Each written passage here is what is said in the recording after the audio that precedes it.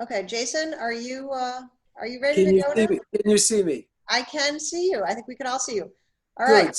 Good. I'm on my iPad and I'm not sure how to turn the camera around. So I'm just going to show you. This is the hallway, and I could. Sorry, you're going to get dizzy. Sorry if you're getting dizzy. Well, the back side of it has a camera. Just tell it. Pardon me? The back side of it has a camera, so just tell it. I know. How do I turn it around while I'm in Zoom? Where do I find it on the iPad? Someplace. Upper right corner. Okay, let me just show you. There should be a little circle that you touch. Yeah, and it'll flip it around for you. Yeah, I don't know. I couldn't see it while I'm in Zoom. Mine. Look. Well, look, everybody. Let's just do this, okay? Can you see this? Yeah. So this is the hallway, and here I've got a Tweak Geek Dark Matter Stealth power conditioner, because this is going into wall power. It's not the dedicated line. I've got my router. Here is an HD Plex 200 4-unit power supply. And here is my Roon nucleus. There are lots of wires. Down here is the NAS drive. It should be there. That's my NAS drive. So I basically have a wired connection from my office. You can see me. Oh, I can make this plus. Okay. How can you see me like big on the screen? Are you all seeing this big? Yes. Okay, good. Yeah. Everybody, so, if you can try to mute when you're not talking, or you'll take the speaker view off. So I just I keep mine muted so we can see Jason. Okay. So I have a wired connection in the office where I will be speaking and running this and talking to you. And it goes out the window from Ethernet to optical to a 75-foot optical cable into the music room, which is the detached garage. I'm using TP links and other boxes, ending up in an ether regen, which of course you've talked about already with Alex. And so the HD Plex is powering every one of those little Ethernet to optical boxes. So that I don't have any switch mode power supplies in the system. Then this thin little orange cable is going up here, and it's going under the carpet, which is the carpet, and it is going over to the sound system, which you can see there. So that's the system, and I'll tell you what I'm doing because I'd like to talk about it upstairs because it's my current review. And when we get over to the sound system, I'm really trying to do this while looking from the side. I have some of the displays off. It's going into the ether regen, which is on the bottom shelf here, along with a, if you can see that, I don't know if you can, along with an HD Plex power supply. And then it's going to the Rossini, which is somewhere, which is there. And Rossini also, we're doing the Rossini DAC, clock.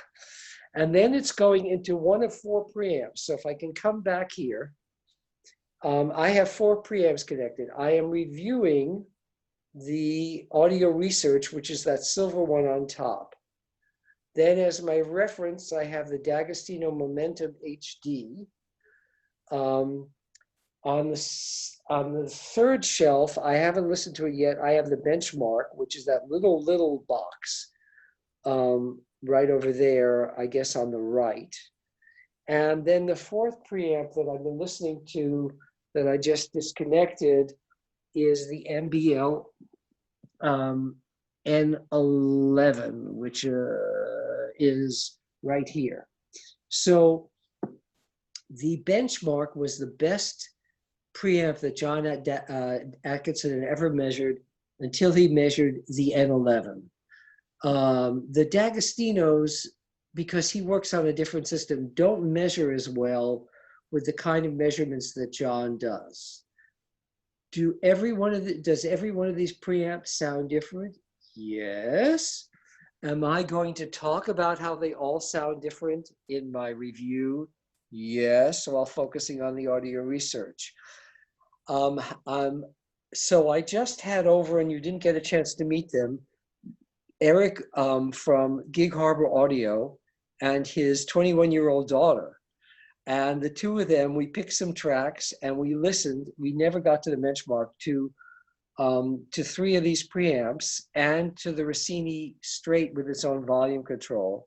They took notes. I briefly got their reactions. They're going to send them to me and I'm going to quote them in the review. I couldn't do that if Eric sold any of these preamps, but he doesn't. So there's no conflict of interest, nor does he sell the Rossini. So these are all, you know, definitive audio brands. He sells less expensive stuff. We listened to different supports, the whole bit. And it should make for quite a wonderful review. So that's what I wanted to share with you. The speakers, of course, are the Wilson and Alexia 2s. And one interesting thing, I don't know if I have a spare one, is I'm playing with different supports. So if we go over here, these under here are the new Wilson pedestals. They're right there. I'd have to take one out. And these are, you guys can hear me, I hope. So these Wilson pedestals are $2,225 for 3. And do they sound different than the isoacoustic and the Nordos? Oh, yes. And the Magico? Oh, yes. And are they doing different things with my system? Oh, yes. So I will not go into detail in my review, but that's all happening. So this is the room, and you also get a chance to see, my husband wants to lighten it, but this is one of his paintings. Over there, the Water Lilies. And it turns out that it fits exactly, and it really helps with the acoustics in the room. So when he goes to work on it again, we have an agreement that he is going to give me a piece of wood the same size, so I can put it in there so my sound doesn't change significantly. So what I'm going to do is I'm going to turn off this iPad and disappear for a second and then appear back on my computer. Unless anybody has any questions they want to ask me about my system first. What model is the audio research preamp? It's the new SE6, I think. So it's the successor to the, and Phil Lewenthal asks, how big is the room? 16 by 20 by up to 9. So if you look, you can see that the 9 is the flat part, and this is a garage. So I've mirrored the slope of the roof of the garage that's on behind my head on the other side so that everything is symmetrical. In fact, the only thing that isn't symmetrical is the door that's open to the hallway. And let me say something about that door opening, which is that Peter McGrath and others have come in and we've listened, and it is opened the ideal amount for pressurizing the bass and giving me the best bass response in the room. It's a little trick you can do in a sound room, rather than to seal it, to find out that maybe it's too sealed in and you need to let some air flow. So that's the story. The floor is bamboo on concrete. I have 8-gauge wiring coming in here. There's an AudioQuest Niagara 5000, and I've worked a lot with Garth Powell. So I probably understand more about which outlet to use for which thing, and what is limited, what isn't limited than most people. And I'm really happy with what I'm hearing. That's what I can tell you. Really thrilled. Any other questions before I go back? Yes, Jason, are you going to be reviewing those stands you just mentioned a bit ago? No. No, Jim is not into reviewing equipment supports, and I would not be doing it. No. All right. Thank you. Yeah, they're called. So just to give you an idea of what they look like, I mean, I can pull one out, but that'll take us even longer. Where are they? No, you don't. So if you're familiar with the isoacoustics, which are kind of compression devices.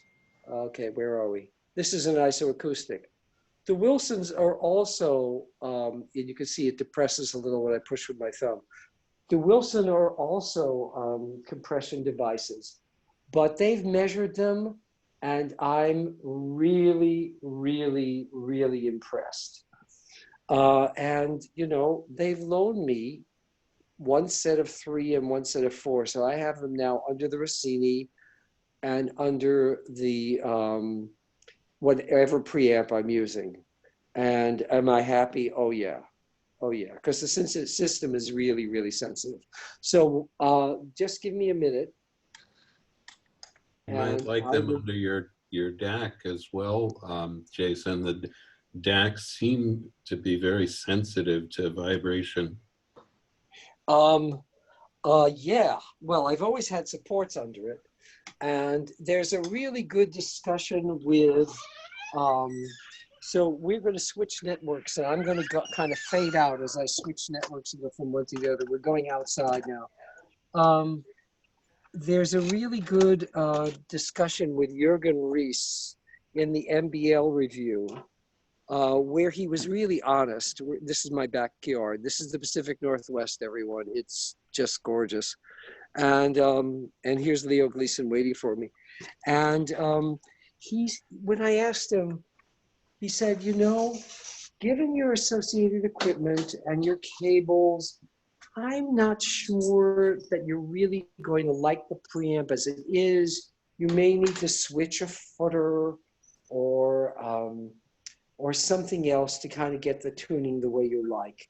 And it was absolutely correct. Because what Jürgen said, let me switch this off. I'll be there in 10 seconds. Hold on.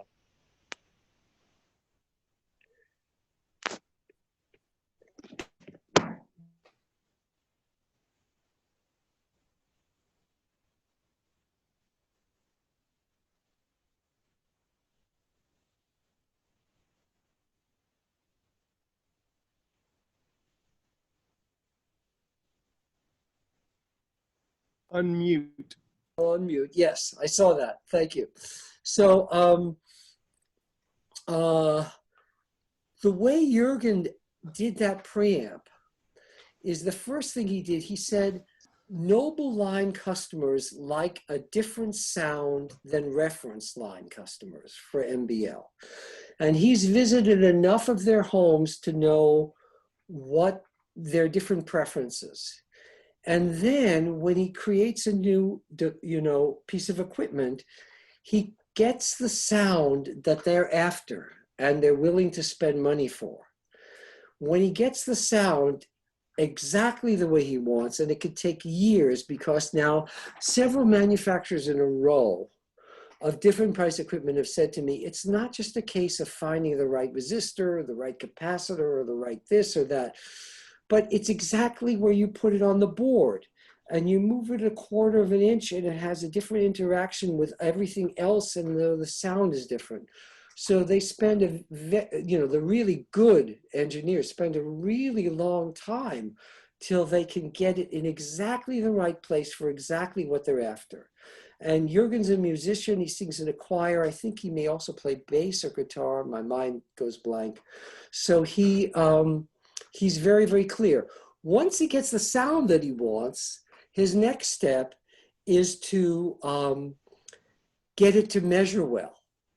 So he sticks with the sound and then tweaks the measurements, tweaks everything else till he gets the measurements and the sound ideal. And that's why John Atkinson said it was the best preamp he'd ever measured. John Atkinson calls him an engineer's engineer. And it's really interesting to hear how each of these preamps is tuned, how the Rossini itself is tuned. etc. And I have that all in my head. And then my challenge as a writer is to find the words that convey that to you. So I want to ask all of you, and the person who feels really confident answering this yes, could you unmute? Is any of you 40 people listening, or 41, a real wine aficionado? Yeah. Okay. Yeah. So Everything sounds better with wine. We proved that at one of our events, right, Leslie? Yep, we did. no, that's not what I mean. Pause. We do That's that not, every Friday in our happy hours. yeah, well, I'm not sure that I want to be changing supports and moving preamps in and out during your happy hour. But anyway, the point is, I want to know, what is the clearest wine glass made with the clearest red wine, so that when you look through it and then you taste it, it's as though there's a polish to the wine? What is the most polished yet full-bodied wine and wine glass you know? Can anyone answer that definitively? You know, Jason, I've never heard somebody describe wine as being polished. Jason, what about Opus 1? Yeah. Okay. Do they make wine in Poland? The Opus 1 is so overrated. It's unbelievable. Yeah, I think Opus 1 is overrated. I'd Go down the road a little There's- bit to that place down in the valley past Pine Ridge, down the hill on 29 there. On the left, it's the one that won in France twice. I think the popular one is, the big one is supposed to be what, Screaming Eagle? In So Jason, maybe you could help us out by telling us what the analogy is you're going to Yeah. make, so we'd know how to answer your question, because I Great. don't think anybody's really answering your question. Got it. So what I'm asking is, come on, you're going to be in Stereophile. Whoever gets this is like a star. So the sound, okay, so tube amps are often, and tube preamps are often described as having a glow. Mhm. And I would have spoken about the previous audio research, the 6 or whatever it was, or 6S, I can't remember, which I had here as adding a glow. It was pretty much the same as the Rossini's volume control, but there was an extra glow and a little bit more air to it. Maybe a little bit warmer, but pretty neutral. I don't want to give it away, but the new one, it's like you polished the surface, like you had a diamond, but no one had cleaned it for a while. And then you polished it, or you took the glass that you were looking through for the wine, and it you know, it had a little film on it, and you took the film off, and then when you held the wine up to the light, it just like glowed. This almost magical red glow. Now, maybe this is me writing, right? I hope I can say this. Somebody record this and transcribe it for me, because I'll use this if nothing else. So that's what I'm looking for in the wine. Maybe what I need to do is just say what I just said to you, but that's where I'm going. Now, if with all of that, anyone can give me the company that makes the best wine glasses, anything, I'll take it. I am ready, pen in hand. A Riedel glass with a Riedel stem with a Willamette Pinot Noir. Yeah, I'm thinking a Pinot has a good translucence to it, so I think that would be a good choice. Jason, you know what? I've done this about 8 years now in a row. I go up and I work the wine symposium in Sacramento. And this year they moved it because they're redoing down on 6th Street there, they're doing the center. But you could go in there and you'll find all of the glasses and everything that you're looking for even So- in barrels. I'm not going to be driving down to Sacramento during That's the where they COVID-19 meet. epidemic, and the review is due in 9 days. So, No, but that's where they um, do it. thank you for sharing, but the first person who said, what kind of wine glass was that? A Riedel. Rydell. Riedel. Riedel? Uh-huh. That's the most well-known one. Yep. Okay. That's the most popular. Well, okay. And they make So- different wine glasses for different types of wine. But Jason, you're talking about really polished, beautiful. Riedels are excellent for, because I'm a big wine person, I've also worked in the industry, for they're excellent for showing the qualities and the things of the particular wine. You're talking about, they're not necessarily the most polished and beautiful. They show off the wine to its best. Perfect. They're I not like love you. I love you. I want to marry you and have your baby. So what your name is? I'm Larry Brown. Okay, great. Larry Brown. Okay, thank you, Larry Brown. I got it. Larry, if you can get my email from Leslie and put that for me in writing, I'd love to quote you because that's just great. Thank you. Thank you. Thank you all. So, thank you. Yes, I did get the spelling correctly. Riedel. So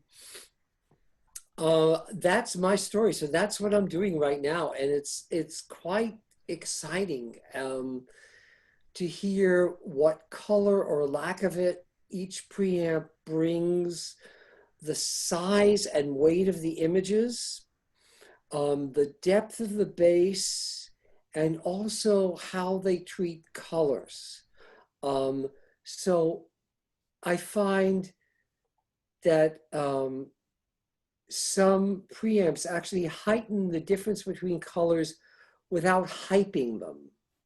And I think that that's a really important distinction. For example, I've always talked about the difference between, from the old days, and many of us are older, I mean, I'm 75, the difference between Kodak film and Fuji film. And I just hiked 4 miles, 3,000 feet up to the top of Mount Townsend, which some people consider at my advanced age as a huge feat. And there's some great pictures from me on Facebook, you know, at the summit. What I don't say on Facebook is that I have a mortal fear of heights, and I negotiated 6 of the switchbacks going down. And incidentally, I'm not seeing myself mainly on the screen. Can anyone switch it so that I am like speaking, because I'm seeing someone else here? I'm seeing myself up on the little thing on top. Yeah, you need to go to the top right of your screen and switch to speaker view, Jason. Oh, duh. Thank you. Okay, gallery view, speaker view. Yes.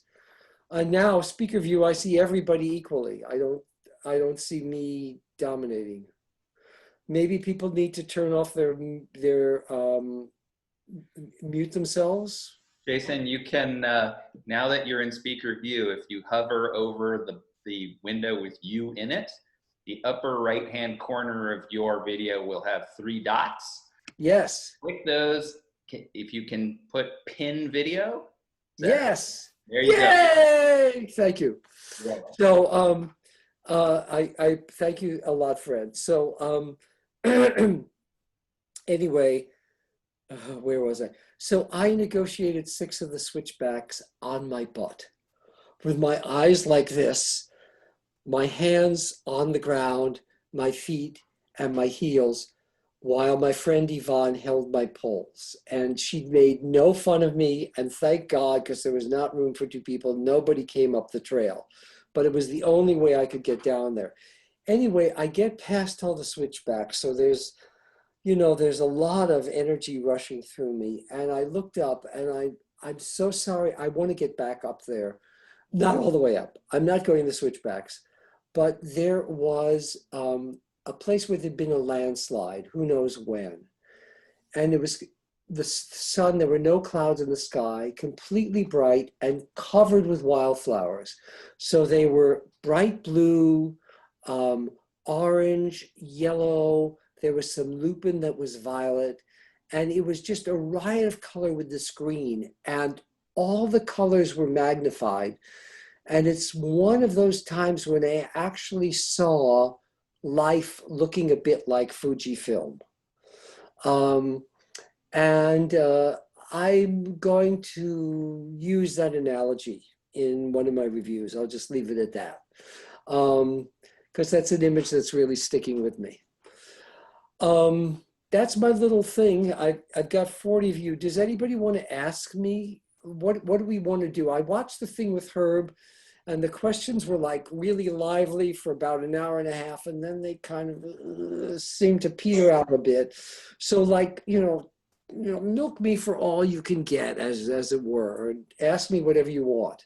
Well, I've got one for you, Jason, since you sound like a preamp guy, a believer in having a preamp in the system. What are your thoughts about mixing and matching preamps and power amps from different makers versus the merit of all your electronics being from one supplier because they presumably voiced it as a system? Well, there are two parts. The first is the presumption that I'm a preamp person. I actually never had a preamp because I have an all digital system. And so I don't need it to switch between sources. And I always use the Rossini's volume control. And I first got into high-end preamps when they came to me for review. And then I began to explore. And when the D'Agostino Momentum HD, which costs a mere $40,000, came to me, I had one of those holy shit moments, because I used to have the Vivaldi here on loan. Now I have this DCS Rossini here on loan. And, excuse me, and allergies. And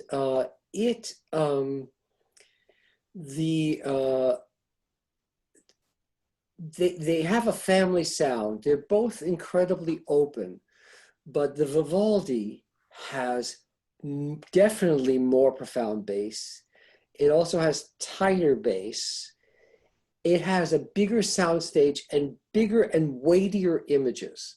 So for someone who does classical music and is listening to a full symphony orchestra, it's one step closer to the experience of sitting in like the 8th or 10th row of the orchestra, in or close to the center, and going, wow, just wow.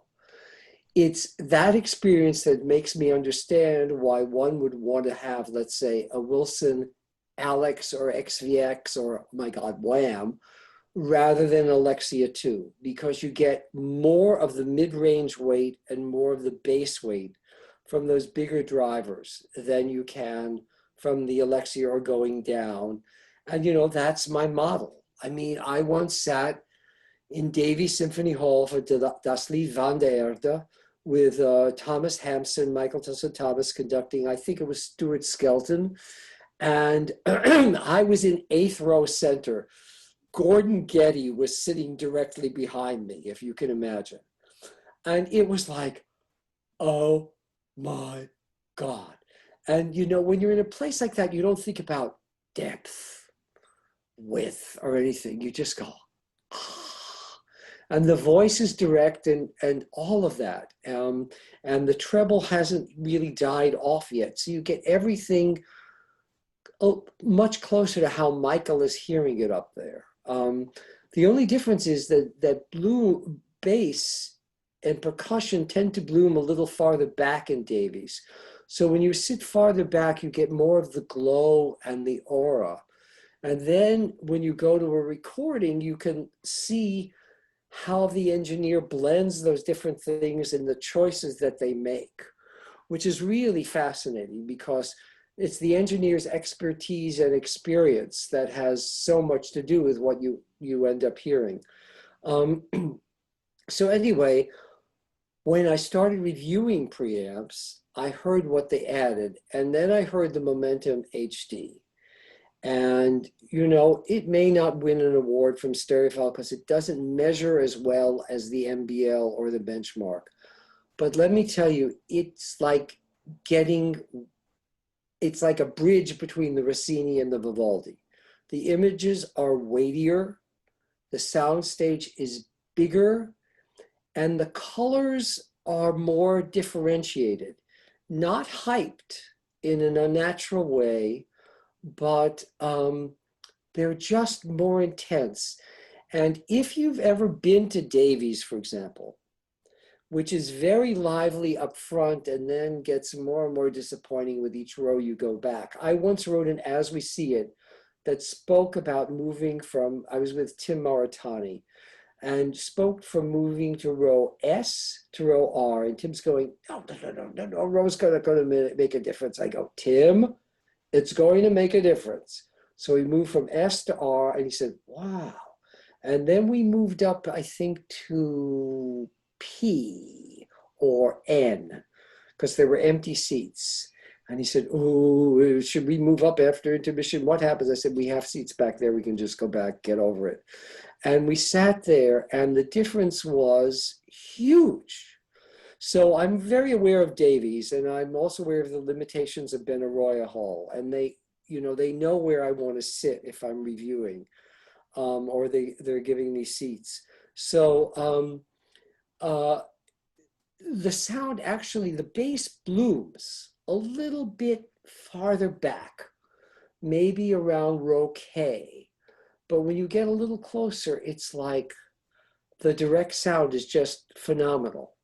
So, you know, a trick for recording engineers to balance the close-in mics that are, you know, that far from the, you know, the mouth of the clarinet with the ones that are hanging up there, and to get the ideal blend. Okay, enough of that. Would the corresponding DiAgostino amp then be too much of a good thing? I'm not convinced that DiAgostino is ever too much of a good thing. But this was getting into the question about I your never experience heard with using matching, if you will, amps and preamps versus the million permutations that are possible. So right now I have the DiAgostino Momentum HD preamp with the DiAgostino progression amps, which are the level below. But next month, since you've asked the question, I'm going to be reviewing Griffin monoblocks, much less powerful than the progressions, which are 500 watts into 8 ohms and 1,000 into 4. As if I need 1,000 watts in my music room. But what it means is, I mean, they don't turn on a dime, they obliterate the dime.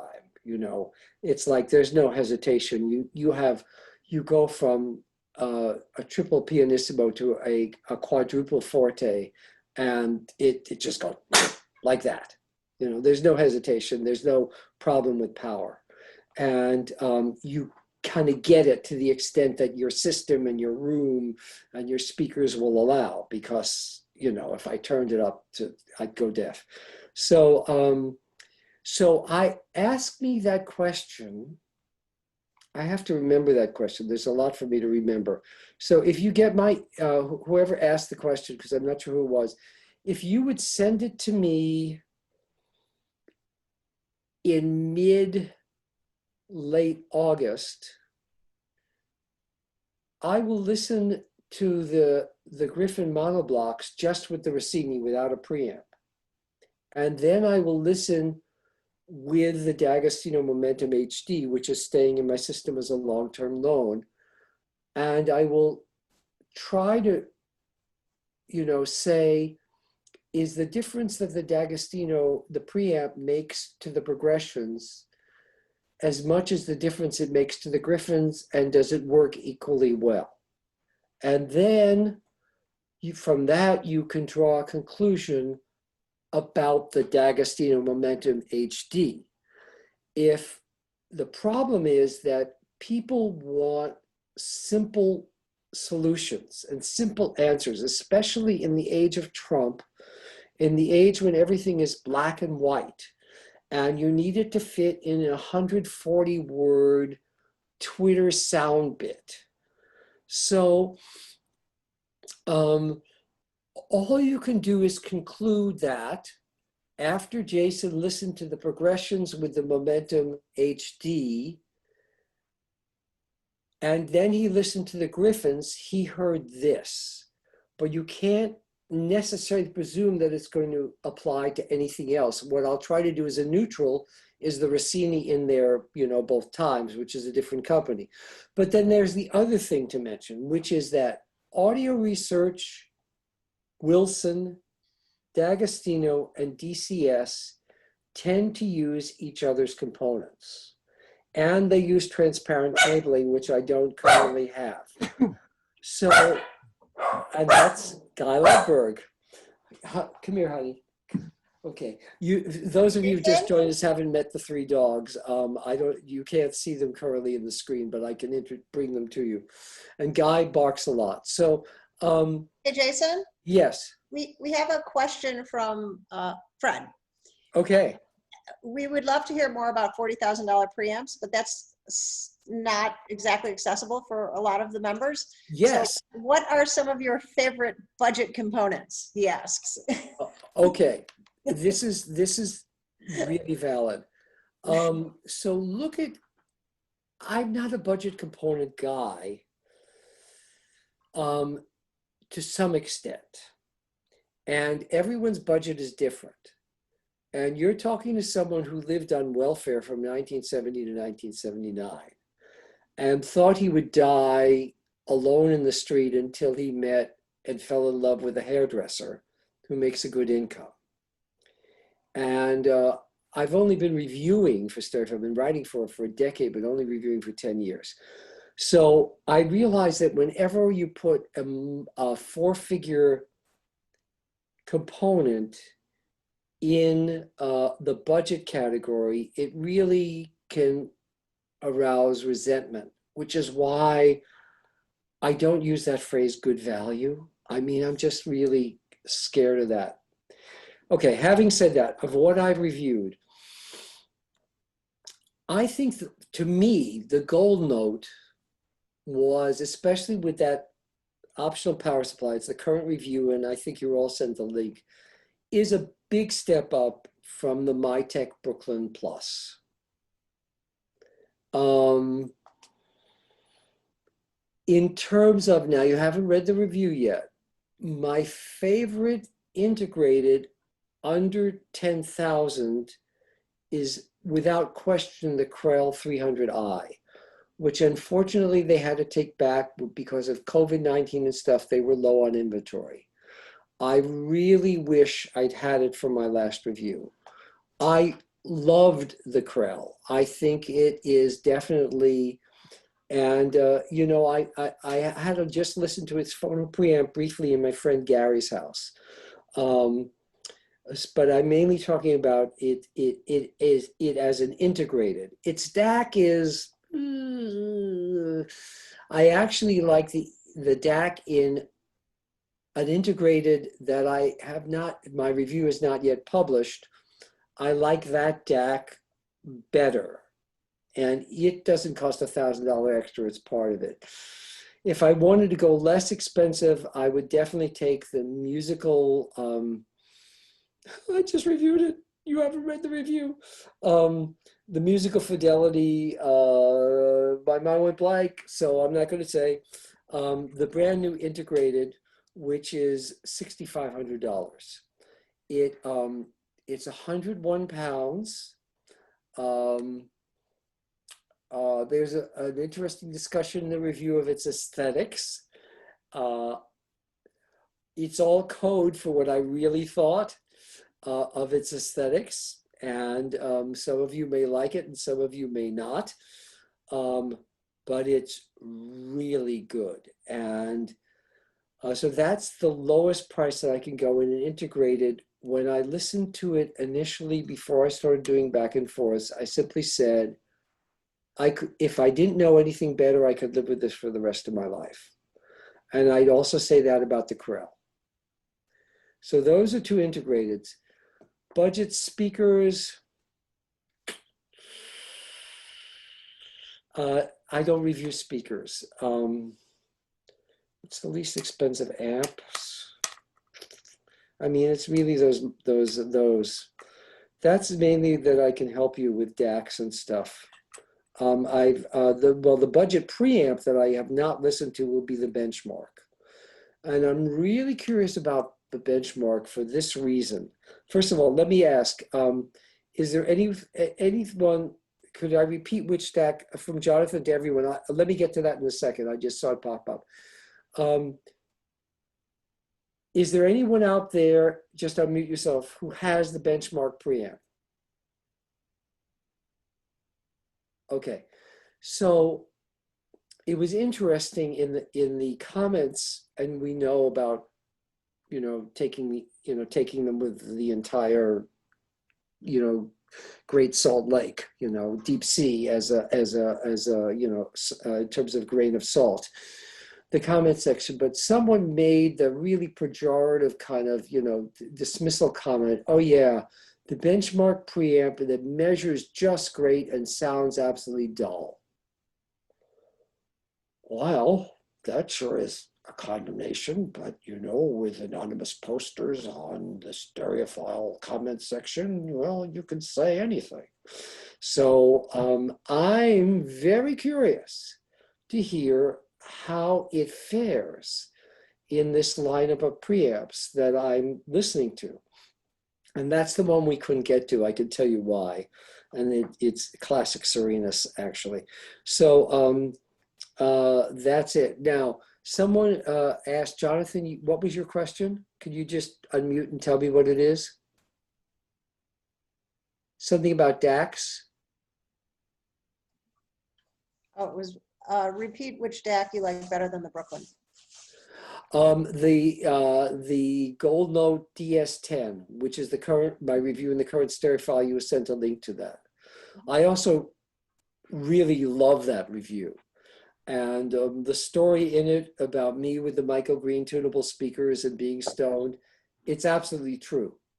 Oh, no, all of my stories are true.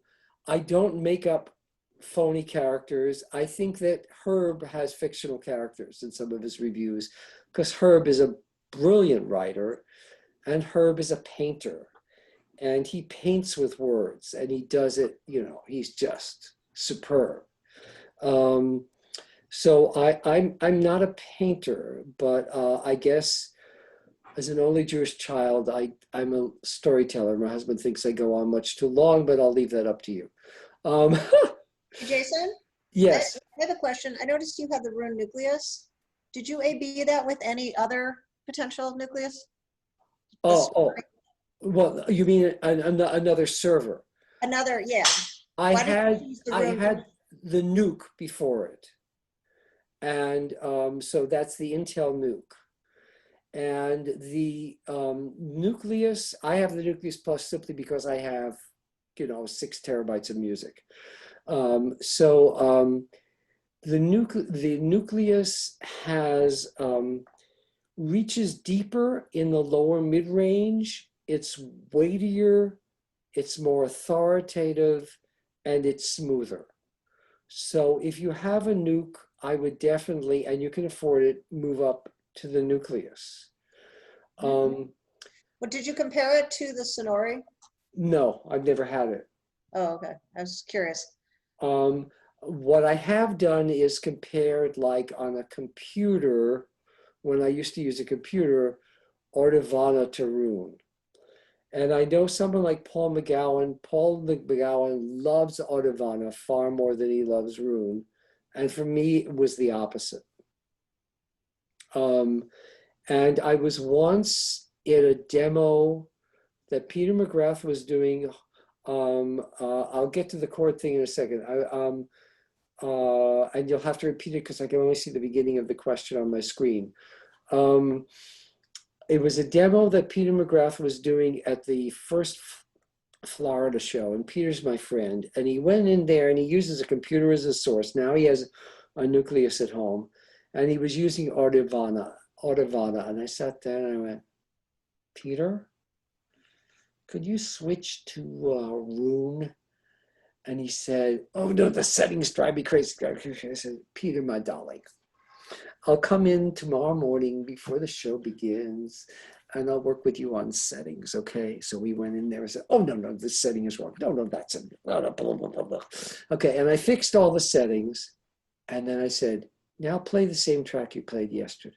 And I said, see how much smoother the treble is and how that line, that hard little line isn't there? This is the difference between Ardavana and Rune. Hey, have you noticed that your core crashes?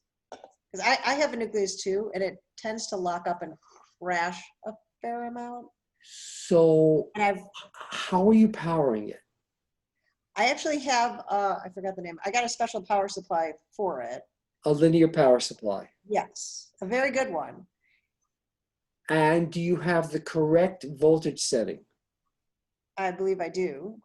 Yes, because I was focused on, and I did get a power supply that was specifically for the Rune nucleus. It was. Oh, so you got it. Did you get it from Small Green Computer? I did not. I got a different one. Okay. Yeah, I know Small Green Computer actually used to have this one. I can go check and tell you which one I got. It's a newer one that I got from Larry and Jay. You know who it was from? The guy that sells tubes in Southern California. Right, Kevin Deal. Yes, Kevin. I got the one that he's been pushing. Have you heard that? No, because I haven't been on his website, and so I haven't heard it. The only problems I had is, I do what you all don't do, which is I'm constantly switching cables and components and trying to keep everything straight in this brain of mine. And it's not a very straight brain to begin with. And the only times I've had is sometimes like with the NAS and everything else, I would have to turn off the NAS and turn it back on, or turn off the nucleus and turn it back on. You have to reboot. But I don't have to reboot if I'm not changing things. Now, one thing I found was I was using the ether regen in my digital, into my Ethernet optical chain. And the ether regen, you can use 3 different voltages all the way up to 12 volts. And I had it turned too low.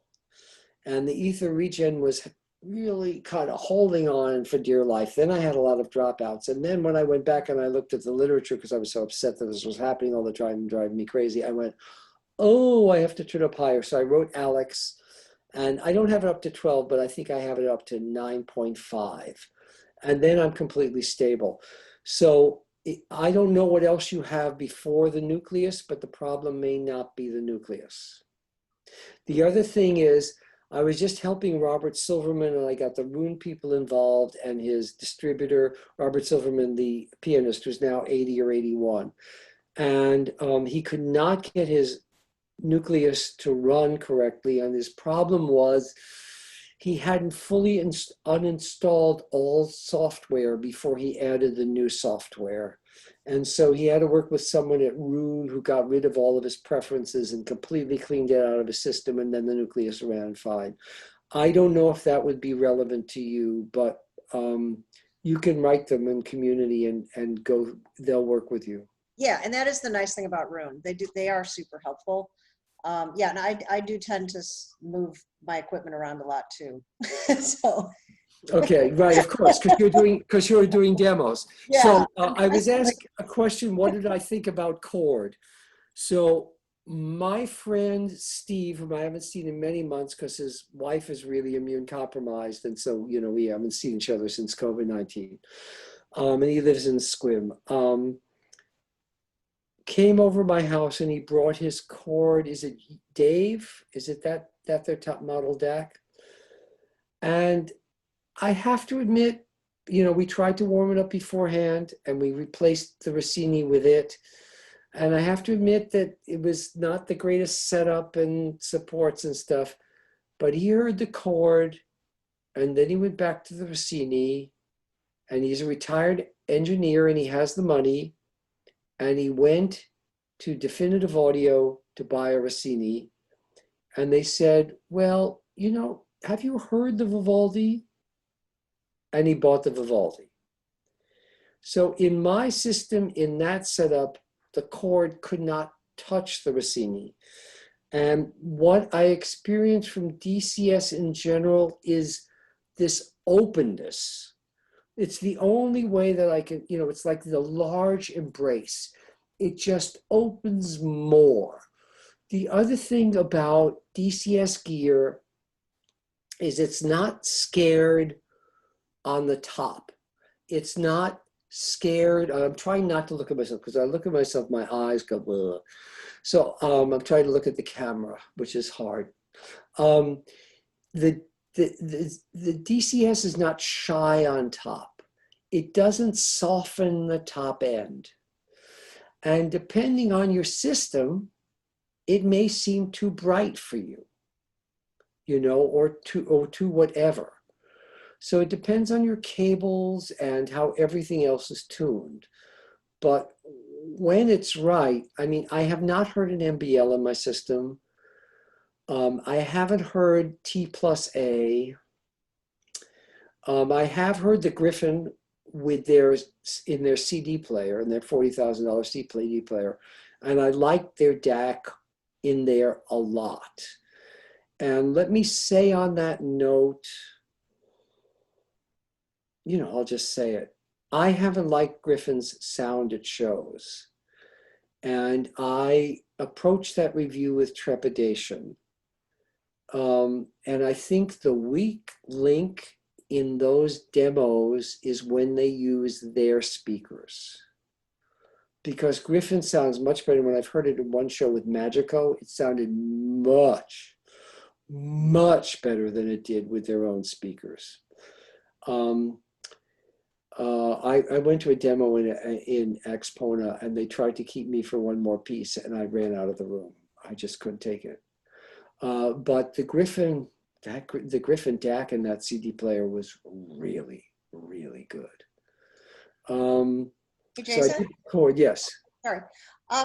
Back to the rune question, because we had another question about the ether regen, and I was going to ask you too. Yes, I saw that, and I'm going to get some water in a second. Oh, okay. Because I'm really dehydrating. Okay, yes. No, but ask me.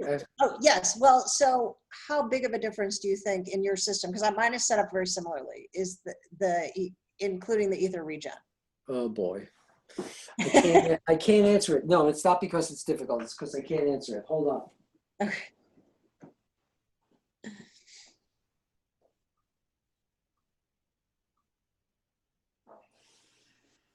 Leslie, is it possible that the power supply you were talking about was the S booster? I'm gonna go look. Hold on. Let me go. I know that Kevin Deal has talked about that power supply in the past. It's the one that, yeah, he has a video about it. It sounds like it. Yeah. So I haven't AB'd it though. Go ahead. Well, so I never AB'd either. So the thing to tell you is, first I had 4 TP links, which can be a little edgy. And then I replaced the last 2, and I forgot their names. So Small Green Computer sells them, and they're designed by John Swenson, who designed the Ether Regen. I got his name right, correct? Okay. And I've never talked to John. And so that was a step up from the TP links. And then when the Ether Regen came was between reviews, and the equipment was late, and I just had enough time to get it in there. And the other thing is I wasn't using it with the correct setting, as I said, on the HD Plex, which has adjustable voltage outs. So I just kind of accepted it as a given. And I haven't gone back and done the test. I know one person who has one who didn't find that it made much of a difference, and that person's system is even more expensive than mine. If you compared it to a TP link, it would be huge. So I can't answer it to more than just be honest with you. Okay, Fair enough. Now, is there a statement behind the question? You're Jewish, darling. There has to be a statement behind the question. No, I was thinking of getting one. I'm just trying to decide if I should. I mean, I'll have to get it and start A/Bing it myself. But like when your system already has so much going on, like if your system doesn't, if you didn't have the fiber and you didn't have the right power supplies, if you didn't do all these other things, it may make a bigger difference. But since your system is already so finely tuned, it's going to be hard to eke that much more out of it with the ether reject.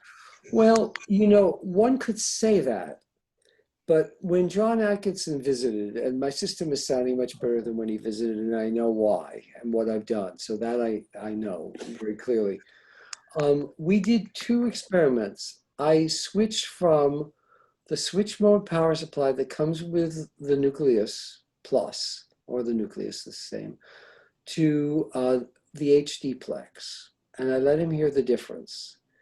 And then I took a Cat 5 or 6 unshielded Ethernet cable. I don't have one up here. You can buy them, you know, a whole bunch of them unshielded from Amazon for like $44 for like a whole package with multicolors. And it was Rob Darling's contention and John Quick's contention. So Rob Darling of Rune and John Quick of DCS, both of whom have been here, that it was going to, that actually that Cat 5 or Cat 6 would sound better than the $1,000 shielded, or whatever it costs, because I don't know what it costs because they gave them to me as a loan, Wire World Platinum Ethernet, which a lot of people had told me was the best they'd ever heard. And the answer is bullshit. And John heard the difference. And then what I did was I took out both the Ethernet cable and went back to one, just one, the very last one. I switched that. And I also went from linear power supply to switch mode power supply. And I turned to John and said, John, now do you wonder why I have all this stuff in my system? Do you hear the huge change that one cable and one power supply made? Now, of course, my equipment to begin with is highly resolving. But way back at some CES or some show, way back, a stereophile show, and I didn't witness it, but I read about it, AudioQuest brought in a boom box.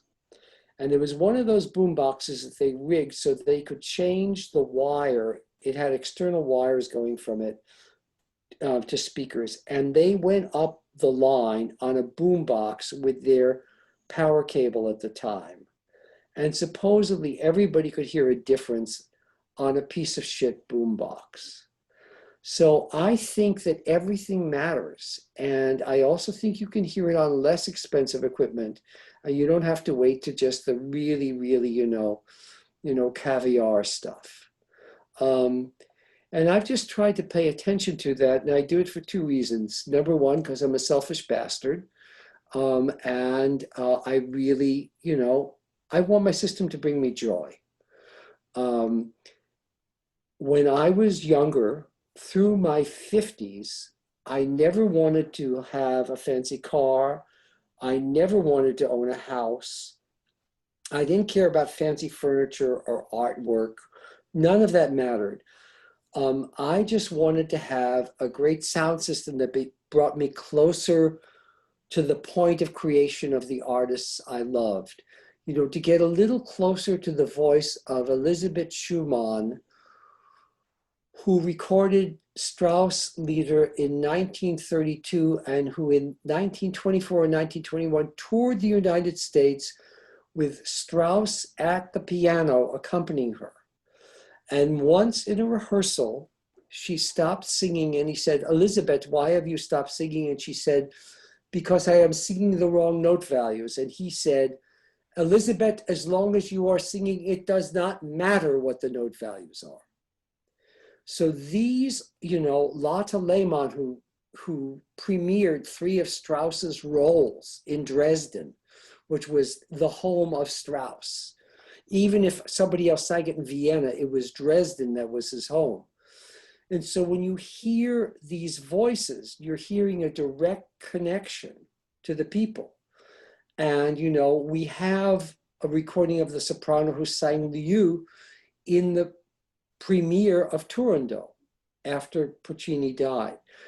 And to be able to hear that much more of these dimly recorded voices over far more primitive microphones, I mean, these are electrical recordings, means the world to me, because these people touch my heart. And I'm willing to go there. The second thing is I review for Stereophile. You know, I'm no longer reviewing for an online publication. And I've reviewed for a number of them. And I've talked to a number of manufacturers and distributors who've been to my music room and heard my system. Some like it more than others. But I say, what is the systems like, or the systems like of other reviewers? And you'd be horrified to actually know what people are using to make pronouncements about gear. And of course, most online reviewers who don't get paid are doing it in exchange for getting discounts for equipment. And so they're going to tend to say nice things. And I wouldn't pretend that I don't have equipment here that's a reference that's a long-term loan, because I don't have the money to afford it. But I've tried to assemble it in a way that's maximally revealing. And as John Atkinson pointed out, I am a sharpener, not a leveler. He tends to be a leveler, and I'm a sharpener. I mean, when I brought Louise Hay to San Francisco in 1987 to do her first big talk on healing AIDS and then to do a workshop, she once said to me, "Jason, why do you have to be such a critic?" And I sat there and I went, I guess if I'm so critical, I might as well make money from it. So that's kind of my nature. I'm critical by nature. And the thing that pleases me most of all is to just close my eyes and go, this is wonderful. This is absolutely wonderful. I'm much happier doing a positive review than a negative review. And I will tell you that the audio research preamp is going to be a really positive review, because I did my first listening experience, and this will be in my review. And I literally said to myself, they pay me money to have to sit here and listen to this? I mean, it's really good. Of course, I feel the same about the D'Agostino, but they're very different. They're very, very different. I know which I like better, and I'm not saying that. Jason, we have a music question for you. Yes. So Oliver has a question. I have a bad background. Yes. I've been trying to educate my ear as to what expertly recorded classical piano should sound like. Do you have a favorite classical piano album that really stands out for you in terms of expertly recorded classical piano sound? Well, I'll tell you an interesting experiment you can do. Go out. Probably they'll be available for download. I don't know if Lang Lang's Goldberg Variations recording has come out yet. But the deluxe album, and hopefully available for download and streaming, has two versions, studio and live. Listen to the two. The studio mic is, this is the piano. Hello, I'm a piano. And forget about all the rest. I'm a piano, and you know, I can't, there we go. And that, I'm it. And the mics are close. The sound is very true, but it's the piano. The live steps farther back, and you get the hall and some of the reverb of the piano, which would be far more what it would sound like if you weren't Lang Lang playing. So I would suggest Deutsche Grammophon. It's well engineered, and I would suggest that on your system. Compare those two versions, and that helps. An older CD that I really like, and I know that Peter McGrath likes, is Murray Pariah playing Handel and Scarlatti on piano, suites for harpsichord on piano. It was recorded 20-bit. So it was, I believe, right when Sony went to 20-bit from 16. And it has a really good balance. Fred, when is the Long Long due to be released? September 4th. Okay, so that review is coming out in, oh, they may have delayed it. That review is coming out, I think, in September. And the two versions are so different. Oh my God. And, but I'll tell you about that, which is really exciting. So the Murray Pariah is really good for the sound of the piano and the reverb around, even though we have better technology now. So those are a few things. But you know, piano, one of the things when you listen to piano is be careful if you're listening to something like Handel or Beethoven, because they didn't have all 88 keys in the piano. It had fewer octaves. So you need a piano piece that goes from way down there, like maybe more Rachmaninoff, to go up way up there. The other thing I'll tell you, Leslie, is there's a fabulous recording by Alexander Melnikov. I'd have to turn on, well, I now have access to my NAS to be able to find it, that I reviewed, and I'm talking too much, I'm starting to get hoarse, where he reviewed, he collects old pianos, and he plays 4 different pieces on 4 different pianos. Listen to those 4 pianos. It's startling. One of them is a Bösendorfer, but it's the old Bösendorfer. So if you know pianos, Bösendorfers are just huge, gigantic. This one sounds very different. Listen to the Pleyel, because Debussy, Chopin, Pleyel dominated pianos for about 80 years. And they all heard their music on the Pleyel, and if that's how you pronounce it. And it's far more chimey on top. It has far less body because the halls were smaller. And the reason why you developed a Steinway D was because those pianos didn't carry as well in a large hall. That's why you went from gut strings to metal strings.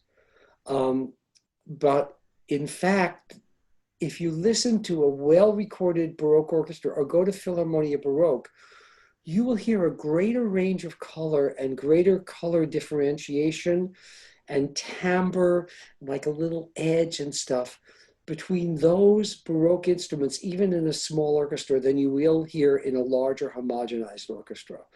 And going back to something I said much earlier, the thing I love about Davies from a prime orchestral seat is that Michael maximizes the color of a particular instrument. So if it's an oboe, he wants it to sound like an oboe. If it's a flute, he wants it to sound like a flute. If it's a guarneri, he wants it to sound like a guarneri. And in that Davies acoustics, you get maximal color contrasts. It was really interesting to hear San Francisco Symphony in Benaroya Hall, and the PR people cooperated with me. So I was the same distance from the stage as in my favorite row K in Davies in Benaroya. And Benaroya is not at all as brilliant a hall. It's much drier. And in Benaroya, what I got when listening to Beethoven was Michael's attention to architecture. I think Esa-Pekka Salonen is a bit the same way. So every line of the Beethoven was clear. Nothing was muddled. He paid such attention, and the musicians are so good.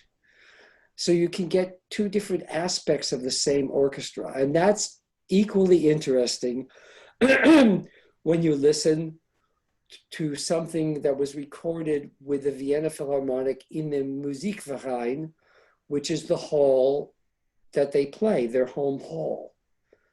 Like when Vienna came to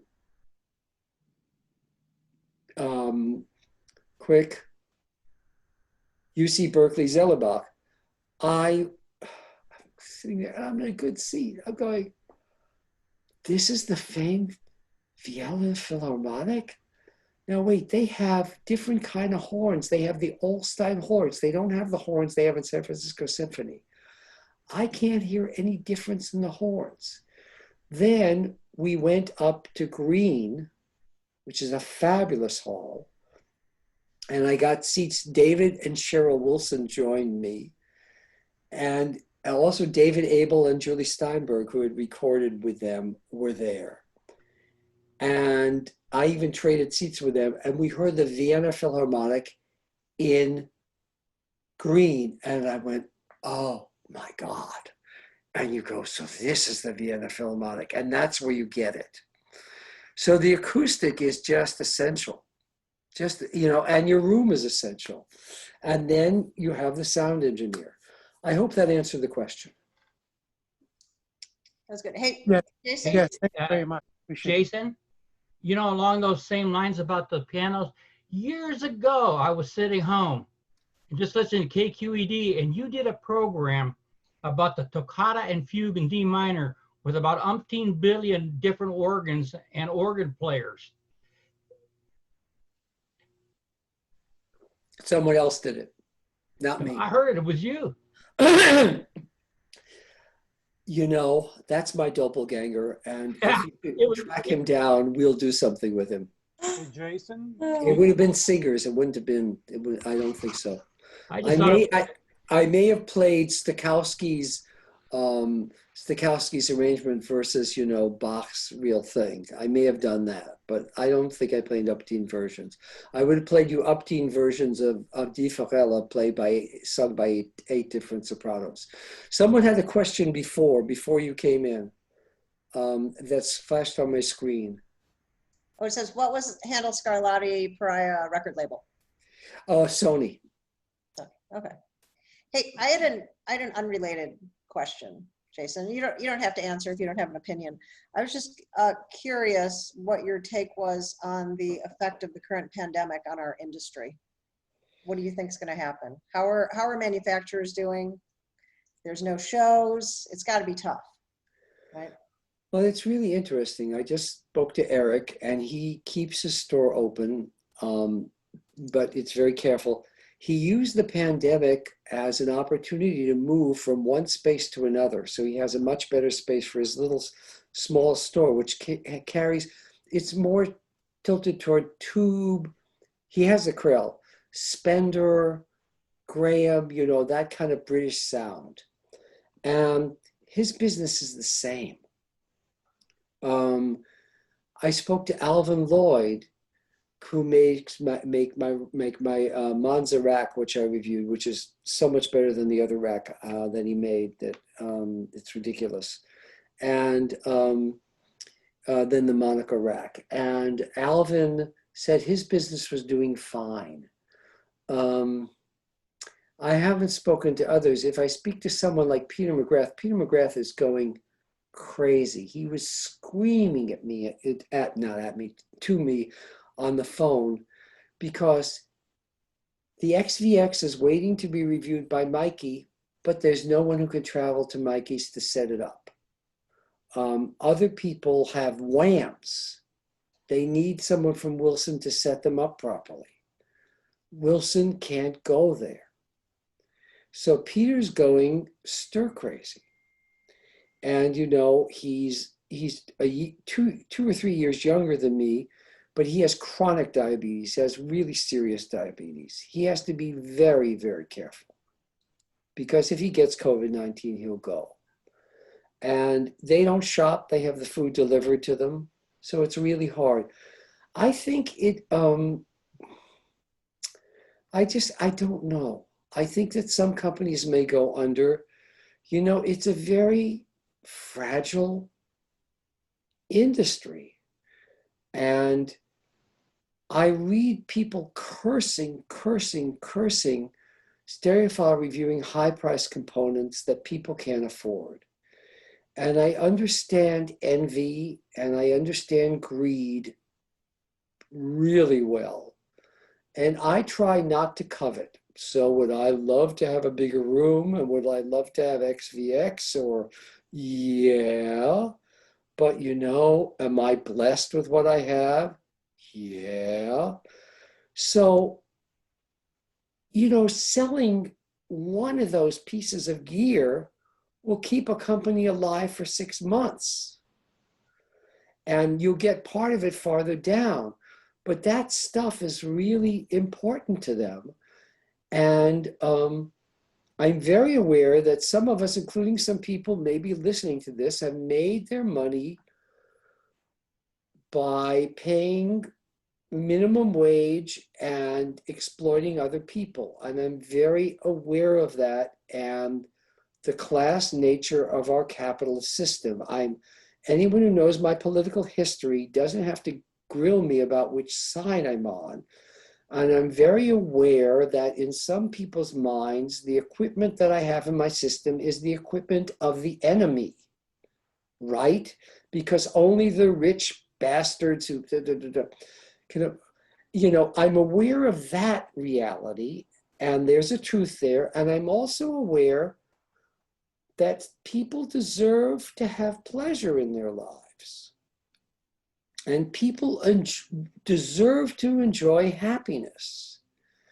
And I don't sit in judgment on people who derive happiness from $600,000 speakers.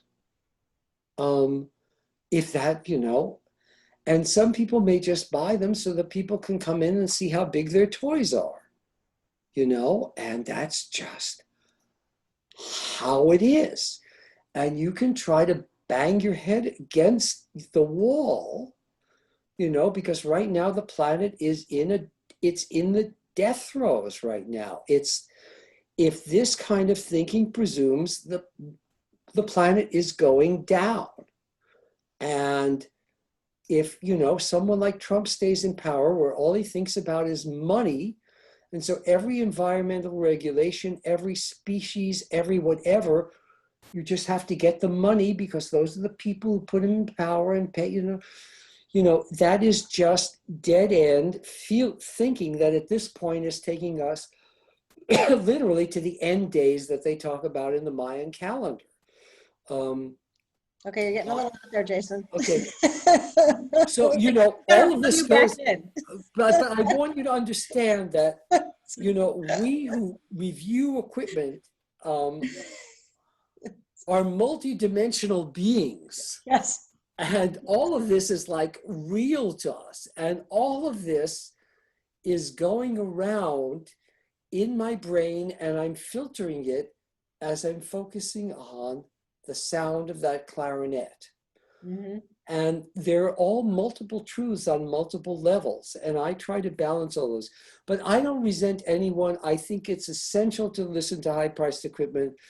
And the people who go to audio shows and don't go into well set up $1 million or $500,000 systems because they can't afford them are missing, because it's only when you have a standard that you can judge, which is why I'm talking about the acoustics in Davies or the acoustics in Benaroya, or listening to the difference between one orchestra and the other orchestra. Because, you know, it was once a discussion I heard about Claudia Muzio. So this is relevant. When Terry McCune, who used to head London Records, became director of, general director of San Francisco Symphony for a brief period, he invited critics over to his house, and he loved vocal music. And he said, I want you to hear Claudia Muzio. Claudia Muzio opened the San Francisco Opera House in 1932 in Tosca. And some of the critics went, Claudia who? And Terry McEwen was telling the story on, is it KPIX? I can't remember the station, KDFC in San Francisco. And he said, how can you be a critic when you don't have standards? So it's essential to hear equipment that you can't afford, just to hear what state of the art is, so that when you go, down the ladder, so to speak, you see what of that equipment it retains. It's essential to hear an artist. Now, if an artist is always amplified, as in rock music, then it's just essential to hear, the best thing you could do with Grateful Dead was to go to hear them in the Oakland Coliseum where they recorded, where, John Krell had perfected the wall of sound and all of that. And you could hear the sound that they were recording. And I went once with my friends from when it was Pro Home Systems, before it was Pro Home Systems. And what they did is they knew exactly the right place in the Oakland Coliseum. They arrived there at 10 a.m., the exact place where all the speakers met on the floor. They put down their blankets, got the space, then took the right drugs that they wanted to take so that they were peaking in the Grateful Dead concert. And I was in that spot. So I had that experience of what the Grateful Dead sounded like on their system. And then you can go to a sound system and you can hear to what extent does that reproduce it. John's on. John, are you still on? John? Oh, John Kerr was on this? Yeah, he's on. He's usually on our call. He was on, and he might be muted, but he could certainly talk about that as well. We could hit his spinning. Okay, next question. I know a lot of people are sending questions, so. You want me to read it, or can you read it? You read it. Okay, a question regarding cables. You find that I'm here, guys. Sorry. Oh, there you are.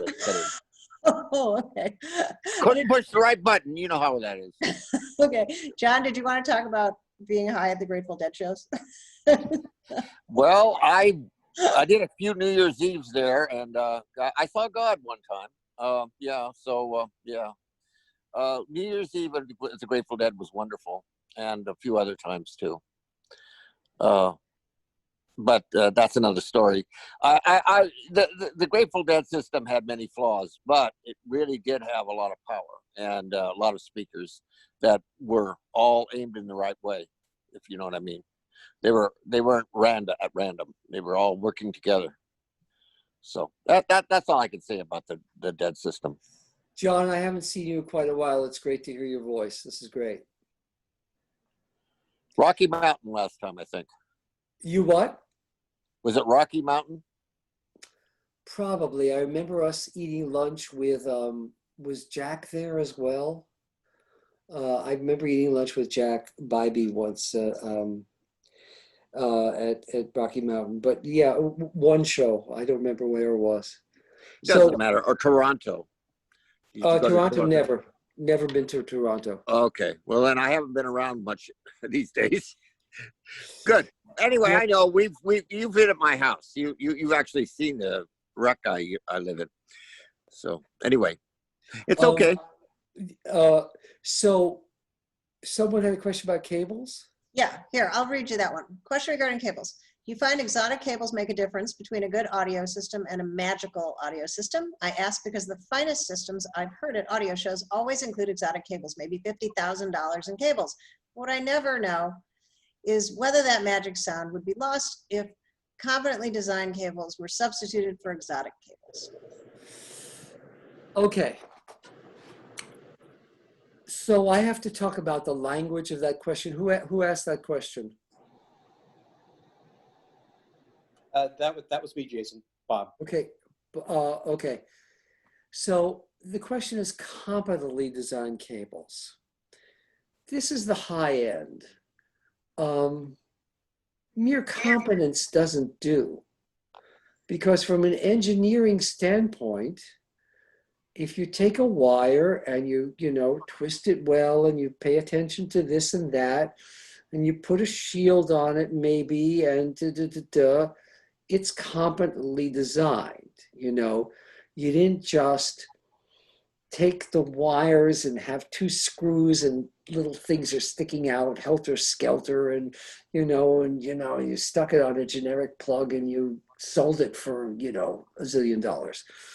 So competent wouldn't be it, but in my experience, every cable has a sound and those cables make a difference.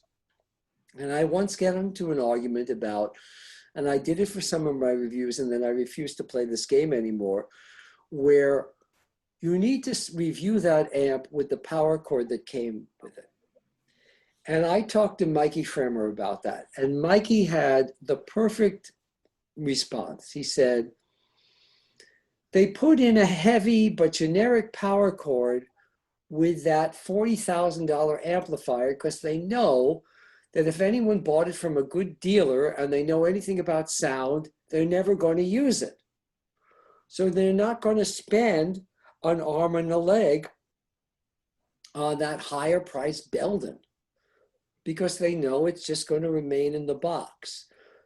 And I've been to demos, and this is probably 6 years ago when I went to a demo where the dealer insisted on using the stock cables that came with the equipment because they wanted to show people that this is what it could do. And I sat there with what I know about sound, and maybe I knew about one of the pieces of equipment in the chain, and I said, in my reports, which were pretty unfiltered way back, they're far more filtered now. And I can talk about that if you want. And I said, I sure wish that if he had used better power cables or speaker cables or something, I know this stuff would have sounded better. So, the trick is, cable company doesn't sell Nordos, but it sells, because they had a big split with Nordos, but they sell most varieties of cables. And they'll do a thing. I mean, they take 50% they take 50% of what you've paid for the cable, and they apply it to whatever you buy. So you're invested once you do it, but you can borrow different cables from them, and they give you enough time to go between them, and you'll hear huge differences between cables. If, for example, I were doing Nordost, Valhalla 2 is really, really good. I mean, Odin 2, which I have in my system, is better, but Valhalla 2 is really, really good. The difference between transparent and Nordost, top of the line, I mean, they're completely different. They have different tonal envelopes. They have just different tints. They're completely different windows. They're equally good, but they make the system sound different. So yeah, they make a difference. And what is competence? I mean, I've gone through thousands of people who say, and we once did this in BAAS. I don't know if any of you were there. Maybe David, you were, of the people I see on the screen. Leslie, you weren't around at the time, but I switched one power cord on one piece of equipment between a David L. rod and something else. And whoever it was in BAAS went, how is that possible? How could that have possibly happened? No, you did something else. No, here's one cable, here's the other. All I'm doing is switching the power cable. And he just, for a half hour, he just shook his head. There are huge differences. Our first San Francisco Audiophile event that we had at Leslie's was a power cord shootout. And it was not like people were standing around going, I don't hear any difference. I think most everybody heard a difference between the cables. And there were some where you'd go, I can't really tell. Because we had, I don't know, what did we have? 20 different cables there, or 30 different cables? And the winner was the DIY. Was it Kevin's DIY? No, it was Larry's. Or Larry's. Okay, yeah, which was kind of amazing. Well, it was a good cable. Not too expensive. Yeah, but you see, the other thing about the DIY, like Nordos cables take 48 hours to settle in. I'm absolutely convinced. And Keith Johnson once explained that to me. He said, you know, they're shielded in Teflon. And when you start bending and moving a table shielded in Teflon, he said, microscopic little cracks appear in the Teflon. And it takes 24 to 48 hours for it to heal. It's not a criticism of Nordos. It's just what they're using. And so if you start whipping that cable around and doing this and that and pulling this out and pushing that in, the Nordos is never at its best. But the other thing with your cable setup is, like, what were the speakers wired with? What were your equipment supports? And would the results of your cable test have held when you changed the speakers but nothing else, and then also changed the supports underneath the equipment? Which is why a reviewer has to have a certain bit of humility, perhaps more than I have, because I'm hearing it all in my system, where I've really spent years tuning my components to each other. And I have to realize that the component that I'm reviewing might sound better with other components. That's all I can do. I can try to bring it to other people's systems. That's what I had to do once with the Margolis amp, if anyone remembers that disastrous review. Wonderful people, wonderful man. The guy who was helping him doing PR at the time heard, oh, review in stereophile, Wilson speaker is wonderful. The Margolis amp couldn't run them. It was terrible. And it was like, what am I going to do here? And so I had to drag that all the way to Seattle. I have a bridge phobia, go across bridges. I mean, I was just a wreck. Carry everything up myself because the host had a bad back, to try to reset up things properly, to listen to it on Harbath speakers, to go with a different amp and go, oh yeah, this amp is just fine in the right system. Or else I almost had to abort the review. It was such a disaster. Okay. Is that a complete enough answer? Absolutely. We had another question, from Albert. What have you found it is that makes it a better cable? Can't answer that. That's overexpression. No, it's actually a fabulous question, because I have to tell you, here's how I got into cables. I bought my first high-end CD player, or Rotel 545 or something, from Pros Home Studios, before it was Pro Home Systems, whatever it was. And Glenn turns to me and says, Jason, you need to spend at least $88 on an AudioQuest cable to really hear what this can do. And I was irate. I mean, I had spent $545, and now you're fucking telling me that I have to spend $88 on an interconnect. So I took it home, and I took home the one that was the price above for the hell of it, because I was total, masochist. And I also went to not DB Audio or another store, and I got an MIT. And I listened to all three of them. And then I went back and I bought the most expensive AudioQuest for $110, because I could hear the difference. But I would read the AudioQuest literature that would say, well, you need to have cable stranded a certain way with a certain kind of dielectric, and if you don't do that, it's... And then I look at another company which said the exact opposite, or used a different dielectric, and gave a reason why its twisting and its gauge and its combinations was right. And I went, these are so totally different, which is right? And I decided the right is what you hear.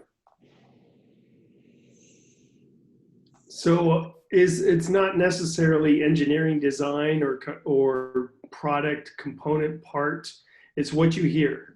Well, but it's all of those things. It's the engineering design with the quality of the metal, with the target sound that the designer has in their head. I say their instead of his or hers and his. For 20 years, all my editors changed my theirs to his because they told me it wasn't grammatically correct. It was only when the trans thing happened and people started saying I'm a they rather than I'm a he or she that I can start getting away with using they.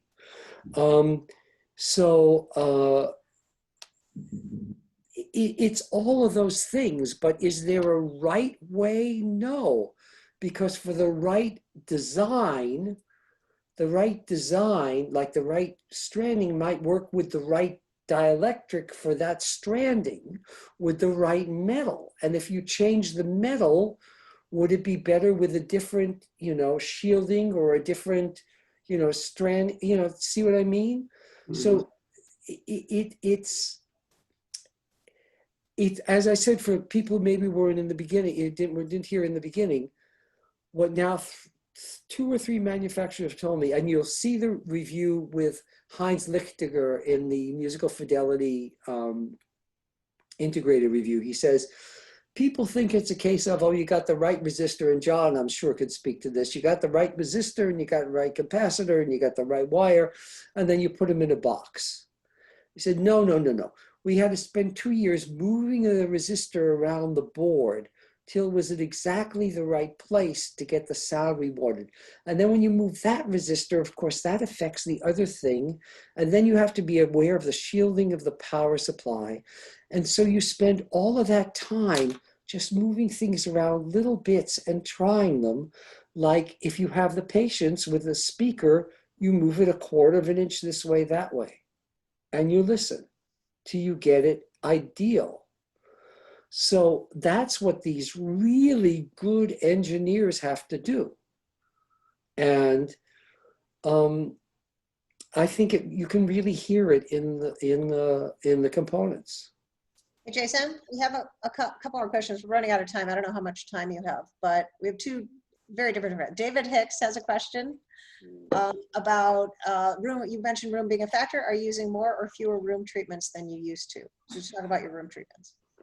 Bart Andier, who's no longer doing Resolution Acoustics, made and gave me room treatment.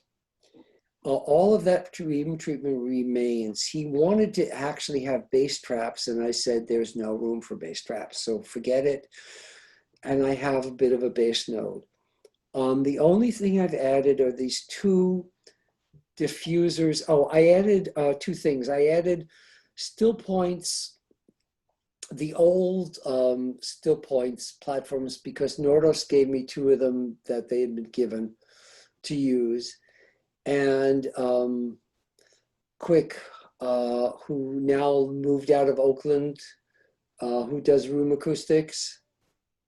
Somebody? Bob Hodis. Bob Hodis. Bob Hodis said that actually the still points were not the best kinds of things to use there, but that's what I used. And then my friend Peter, I think just to get rid of them, gave me 2 diffusers that I have up in the room that you may have seen. I'm not sure they do much of anything. The room treatment that affected the most, for those of you with me in the music room, is when I brought in my husband's painting and I put it on the back wall and I angled it slightly. And that did a huge amount to control highs. If I had money to spend on it, I would probably put treatment on the ceiling kind of above the speakers, which would help even more with imaging, but imaging is really, really wonderful.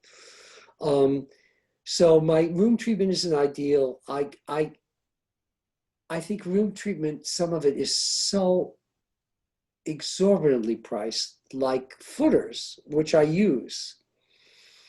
And so the room treatment I have is the stuff that people have given me. And I try to use it as best I can. Okay, we have a different kind of question. This one's interesting. From Jahan, I hope I didn't screw up your name, Byrne. Do you feel audio equipment designers choose aesthetics over usability and universal design? Tiny buttons, all the same size, small printing for the controls, etc., make it difficult for older and those with visual impairments. Older equipment had a hierarchy of controls. For example, big buttons on a CD player for play, pause, stop, and eject, smaller buttons for fast forward and such. Should reviewers also critique usability and ergonomics of the equipment? Sorry for the rant. Oh, I don't think it's a rant. I do make some comments about ergonomics from time to time. I certainly make a comment about the aesthetics of an integrated that I was, but I didn't say it all the way, that whose review has not appeared. I make comments when I can't, I always say when I can't read it from 12 feet away. Like, you know, I wear glasses. I'm not wearing them now out of sheer vanity, but I wear bifocals. And at this point, because I'm having a little degradation, I've already had, you know, cataracts removed in both eyes. I have trouble seeing what filter I am on with the Rossini. They kind of set to what I want. And sometimes I have to go back 1, 2, 3, 4, 5, 6, and I can kind of make it out.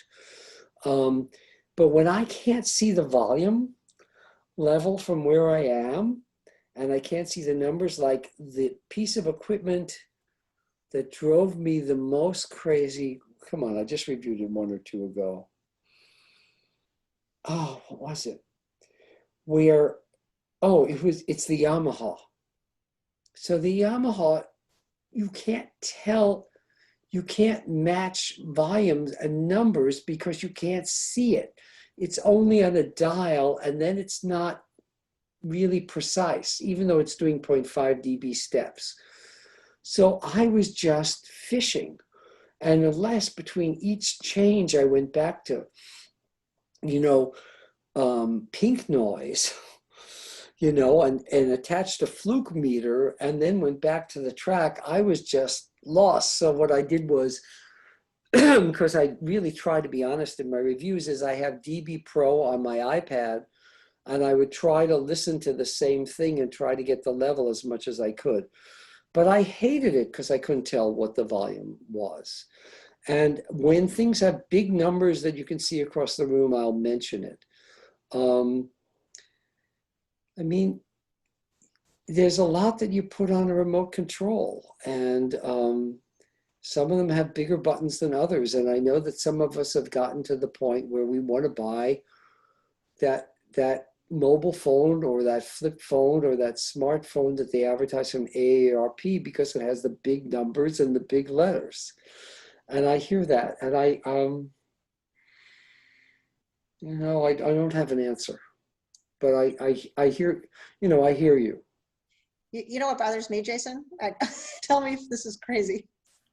I hate that all the LEDs are different colors and different brightnesses. And it would be great if you could dial in the LEDs so everything matched. That might just be a little too anal. Leslie, from my position on the throne of Stereophile, you are fucking crazy. So the answer is that the D'Agostino has 6 different colors for its still 6 inputs, and it's bright. And guess what? You can turn them all off.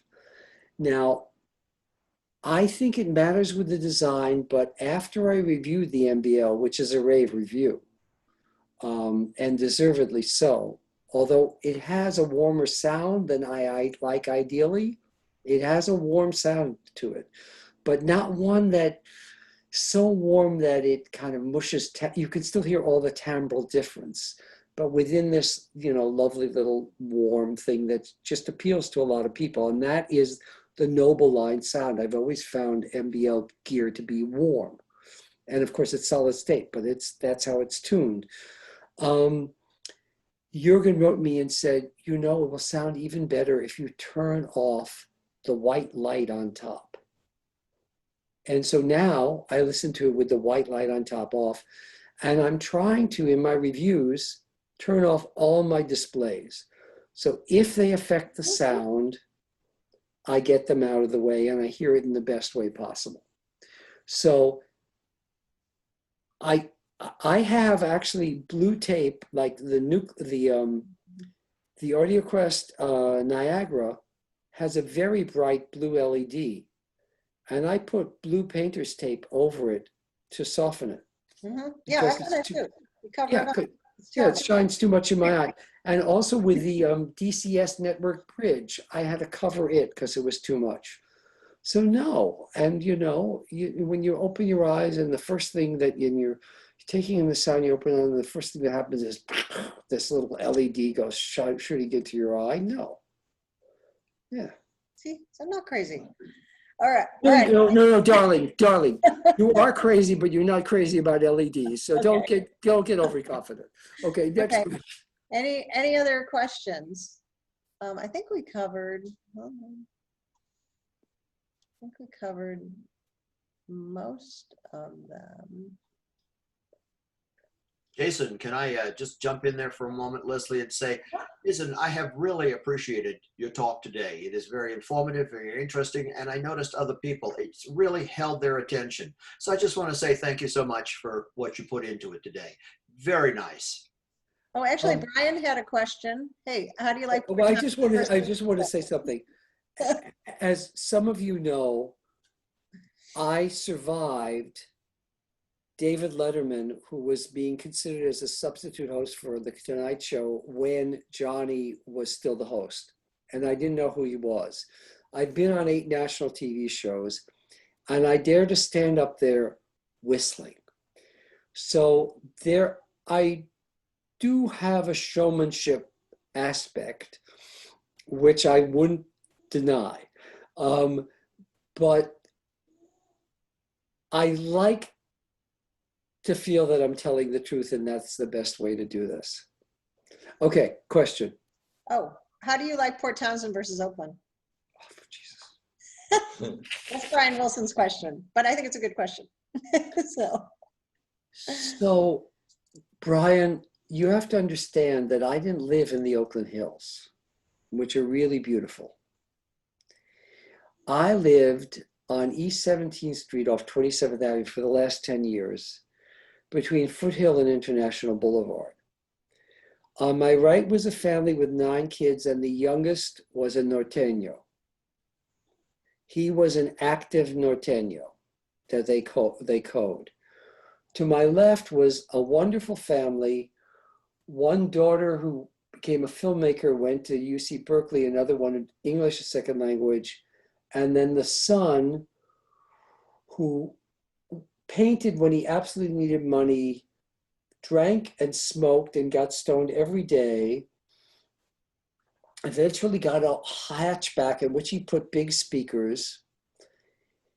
The hatchback was, the speakers faced my window where I was trying to write, but he sat over here with the speakers not facing him on his porch, stoned out of his fucking tree, rapping hours incessantly with his neighbors. For the first 5 years, every time I'd go to an audio show, I'd come back and I'd see a police car. And I'd find out there was a murder in the intersection, a body found in the dumpster on East 16th Street, a murder on Foothill Boulevard. I had one neighbor 2 doors down. He was Caucasian. His wife was Chinese. He was a Christian missionary who put on Indian garb and went to India and taught people about Christ. But he never saw drug dealing on the block. He his little church reformed Clarence, who was this black man who had been in and out of jail for most of his adult life. And he had found Jesus and was living in a tent on his front porch. So if you can imagine this is, I was the person who got rid of drug dealing on my block. If you can imagine this, the brother of the norteño who's dealing drugs came to me because they knew I worked with the police and they didn't dare shoot me, thank God. I mean, I had white light around me because people wanted to kill me. And he said, Jason, Clarence is living on Bill's porch and he's bringing his crackhead friends to the block, and there are needles that we're picking up, we drug dealers, because those needles were ruining their marijuana operation. And he said, you've got to talk to Bill to get rid of Clarence. So I called up Bill, and Bill was like, really naive. And I just went, and it just came to me. I said, Bill, let's put it this way. If you don't get rid of Clarence on your front porch, I'm going to my friends in the police department. I'm telling them that you're running a crack house on my block. Which is it going to be, Bill? And Clarence was gone. So I helped the drug dealers out in their business. But it was 10 years of absolute hell. And I asked the universe, I want to be around like-minded people. We had no idea that this house I'm in, there are 3.5 miles of hiking trails at the end of the block that is now being bought over as a nature sanctuary. Deer wander through my backyard. I've wanted to put up a sign that says, eat anything. Because, you know, instead of drug dealers, I'll take deer any day. The Strait of Juan de Fuca, you have to say Fuca, not Fuca, is 2 blocks away. I have a view of Snowcat, Mount Baker, and everything. I go out there at night in the dark and I hear the ocean because the strait leads to the Pacific. 3 days after I'm here, the man who lives across the street comes across the street and introduces me. He volunteer records the Olympic Music Festival, the Classical Music Festival in Port Townsend. The woman down the way who ends up being the person helping set up my sound system when I taught classes on opera and art song at Peninsula College comes and warns me about the dogs and coyotes. I mean, I live in this tree-lined paradise with a lot of contradictions, huge gaps between rich and poor. I am so blessed. The neighborhood is so quiet. It's great. It's just wonderful. And we have a guest bedroom. And the pandemic will end eventually. So just remember, we have a guest bedroom. You just have to like dogs. Okay. All right. Well, that was great, Jason. I don't know if anybody has any questions, but we really appreciate it. So Jason, you're saying it's 6 of one, half dozen of the other, right? Yeah, especially if you buy the first 6 from the guy on the Lower East Side with the little stall on Broome Street, and you buy the next 6, the other 6 from Neiman Marcus, even though they're closing stores. Yeah. Then it's 6 of one, half dozen of the other, because, you know, the guy on the Lower East Side, he got it for you wholesale. But yes, well, of course I'm saying that. I know what you mean about gunfire and shooting. We had a shooting in my neighborhood last Saturday. Guy's gonna be all right though, so he didn't die at least. And I'll tell you what just happened in Port Townsend is that there was a rock musician who grew up here who was beloved of people. You know, it's not my genre. I didn't know him. I've only been here 6 years. He played in the local clubs. I mean, he was this great guy and people loved him. And there's a huge epidemic of speed here. But he had taken heroin. Something happened. And long and short is, the guy who was supplying him with drugs gave him twice a lethal dose of heroin. Oh, Jesus. To kill him because he was going to go to the police about something. And then left him to die in a car. And he died. They found him at Jefferson Healthcare. They couldn't revive him. They caught the guy who supplied him with drugs, and he just got 68 months. I mean, you go, you know. But, I mean, he should, you know, be in there for life. But, so shit happens here. There's a huge heroin thing and crack. And of course, we've got a huge Native American population. So addiction to alcohol is huge. And it's very white. That's the last thing. The blessing about Oakland is that, you know, I mean, is there anyone here who's black in the, you know, we have people of color who run own audio stores. We have what, one black person? Yes. Okay. Well, we have more diversity. We need more women. Oh, of course we do. Of course, that goes without saying. But where I'm going to is in Oakland, you have this melting pot and you're used to meeting people of all races and all sexual persuasions and everything, and discovering the beauty in each person. And Port Townsend is very, very white. It's extremely liberal, but lately we had 6 Black Lives Matters demos here, and Black Lives Matter people have been talking, and they're talking about the fact that you people are all so liberal because you don't have many of us. And if more of us came to this town, you know, what's under the veneer would come out. And the stories they tell are like shattering in little old, you know, paradise of Port Townsend. So it's certainly a paradise for white people. That's what I'll say. That's a good point. It's a very good point. Okay. I'd like to say something, if I might. Go Can for you it, hear John. me? Yep. No, I just want to say it was really great to hear you, and it was really good to that you said so many technical things, things that were your opinion that actually resonate with me, certainly, and I actually learned from you, you know, this last few hours. But John, wait a second. I'm the person who learned from you, because when I went to your place, you talked about how you had lost, you know, your partner who you designed the preamp with, the Vendetta preamp, and how he knew the sound of every resistor, and that you picked and chose the resistors, and that's what made the sound. And I never forgot that. Well, I can teach you a trick or two, of course, and I have, but you taught me today. Thank you. Especially on wire. Thank you. I really needed that. And you know, some of this stuff is not stuff anyone told me. It's just kind of what I figure out from experience. Okay. Thank you. Anybody else? I don't have no idea what time it is.